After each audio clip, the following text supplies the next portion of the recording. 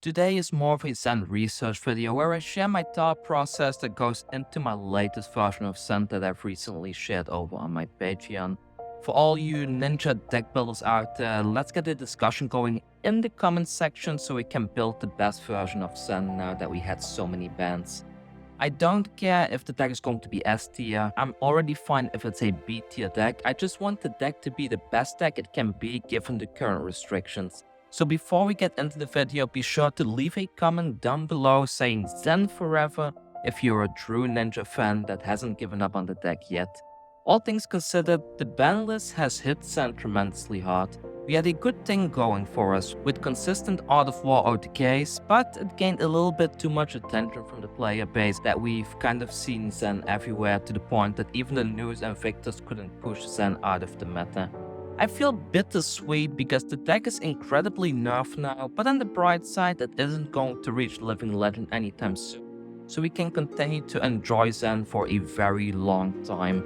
In theory, Zen is still a great hero though. You can consistently push an average value of 15 per turn by going into a Zen mid-range plan with Flick Flags and Sing Belows. I was working on a list like that for about a month now before the bans went live because I had numerous complaints from people that didn't like my Art of War spam in Zen. So I did end up feeling a little bit guilty for creating an unpleasant play experience for my opponents. That's why I was working on a mid-range Zen for quite some time now. So I am no stranger to an artless Zen. In fact, I even shared a turtle list on my Patreon just a while ago. So if you're interested in a full-on control Zen list, you can check that out. But today for this video, we'll be focusing on mid-range Zen specifically. The only difference between the list that I will be showing to you today versus the one that I was playing a month ago is that I don't have access to Bonds of Ancestry anymore. So I had to go a little bit heavier on the Tiger plan to accommodate for that. Luckily, I already tested some bondless lists way before I added Bonds of Ancestry into the deck. You probably remember those decks from back in the day. I believe I called it Value Zen or something along those lines. The big elephant in the room though, Zen struggles to create board states that forces the opponent to block. Almost everything that we do is pure damage. We have nothing that has a true on-hit effect like a discard or attacking the arsenal out of course, running staples like CNC. But anyone can play that, that's not a reason to play Zen to begin with. So we are entirely dependent on our value plays, and because Chi doesn't block, it leaves our hands a little bit lacking at times that the opponent has a little bit too much on-hit hate going on. We do have a nice fridge with a lot of really nice equipment, but sometimes it's not enough, especially if we're gonna have much longer games going forward.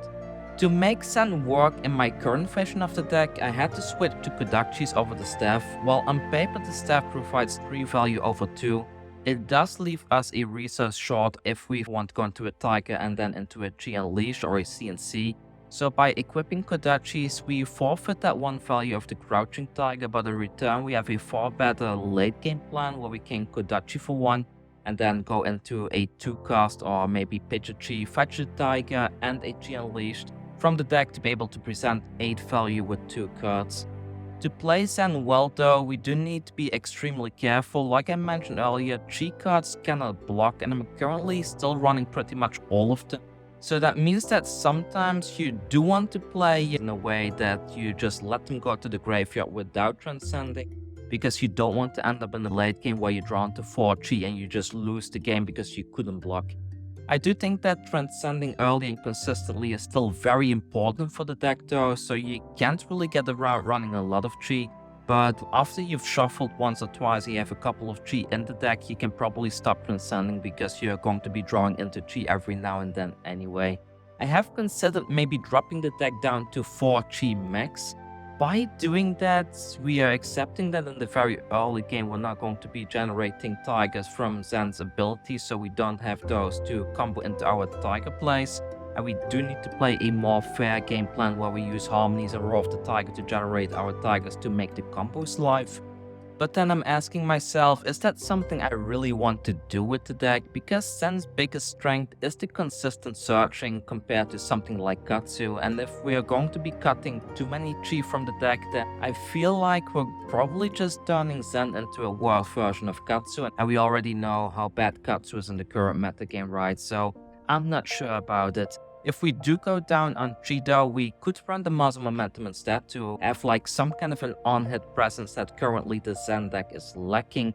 However, I think the Traverse Universe is just so good at the moment because it lets us get a Chi on demand from the deck, especially if we have a combo turn with a Ancestral Harmony going on. So I don't think swapping out the Traverse for a Muzzle Momentum is the right thing to do either. The deck is still able to string together a big combo with the Ancestral Harmony. The ceiling is lower now that we don't have cards like Art of War anymore, and because we do run a couple less combo cards in the deck than we used to, but you can still spike a 30+ damage turn rather consistently, and that's kind of nice to know because it allows you to plan towards it, maybe put an Ancestral Harmony into your arsenal, wait for a second one to roll around, and then go for your combo turn. And since we don't run Art of War anymore in the deck, we now can run Pouncing Paws instead, and also the Roar of the Tiger to go into a big Tiger turn as well, which previously we haven't really been able to. That it was just suboptimal, but I think now it's more optimal now that we don't have Art of War anymore. But you do need to always be careful with Roar of the Tiger specifically because you want to get as much value out of that card as possible. If you're just playing it for the one Tiger, you only get one value in return for the card. That's just not worth it. So generally speaking, if you do go for a Roar of the Tiger turn, you need to have at least 3 Tigers in order to get at least 3 value out of that card. Otherwise, it's just not worth it. So keep that in mind. You can play Roar of the Tiger if you're really desperate for a Tiger to play something like a Chi Unleashed though. I kind of advise against it. I think it would be better to just try to pitch the Chi Unleashed to the bottom and just play a different card, or even just blocking with it for the 3 block. But there are some arguments to be made in certain situations that you just play the Roar of the Tiger, get the Tiger so that the Chi Unleashed is live for the 7 damage. Another card that I've considered adding into the deck is Find Center. The reasoning behind this is that first of all, it's still a 2-power attack that costs 0, and then the 3 block is a combo card, so it combos very nicely with the Flick Flags. And I was thinking if we do run Find Center and we find ourselves in a shifting wind turn where we play a couple of Tigers, we can name one of them Crane Dance and then follow it up with a Find Center so we can generate ourselves a Zen State token. If we combine that with the Kasaya where we pitch a Chi to generate a second Zen State token, we actually have almost an impenetrable defense going on where we are blocking 2 damage from every single attack the opponent is trying to do. So there's some combo potential there that we could consider. But for now, I'm not really sure if Find Center has a proper spot in the deck. Maybe I should run it over the Ancestral Harmonies and just forget about that combo entirely. But I think the combo is still too good to give up on.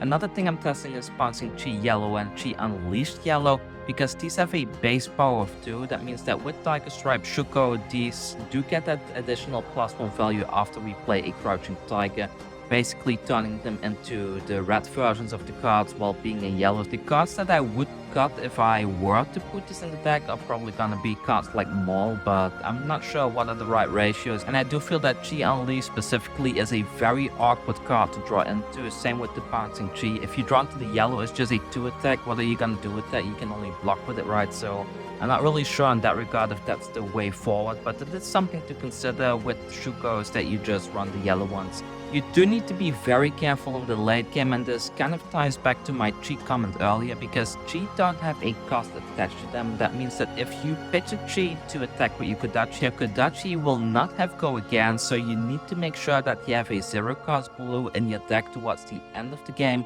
Otherwise, you're gonna end up in quite a bit of trouble if you cannot do the double Kodachi turn in the very late game. 100 Winds is another card that we really need to take advantage of as much as possible, because we can combo this one really nicely with a Shifting Winds by naming our Tigers 100 Winds and then playing our combo card for an insane power boost, especially off the back of an Ancestral Harmony. So I do think that that is one of the big combos that we can work towards. Pounding Gale is another finisher that combos really nicely with Shifting Winds, because you can just call Open Ascent, play the Pounding Gale, and now if this one hits, it will deal double damage, which means that if you play this at the very end of your combat chain, maybe by keeping a Chi in hand so your opponent doesn't really expect it coming anymore, then you can just win the game out of nowhere, and that's just a really good play. And on top of that, because Pounding Gale has 5 power attached to it, you can do things like Kodachi Pounding Gale, which still presents 7 value with just 2 cards. That's 3.5 value per card, just good stuff in general. Anyway, I think I shared all my thoughts and considerations at this point of time. I might go back to the Kakara, maybe reduce the number of G Unleashed in the deck to 2, so I only play them if I have an extra resource from the Kasaya. But I'll figure that out in the next 40 or 50 test games with Zen. Sometimes I wish optimizing went a little bit faster, but unfortunately, if you want to build a good deck, you need to put the time and the effort into it to test as much as possible to make sure that all the ratios are correct. So I do apologize that my content is a little bit on the slow side at times, but I am doing my best to provide you with the best decks possible. In regards to the new Ira hero that has recently been spoiled, I already have a deck available over on Patreon, so do check that one out. I think Ira is very easy to convert from back in the day when we played Blitz to a CC version of the deck.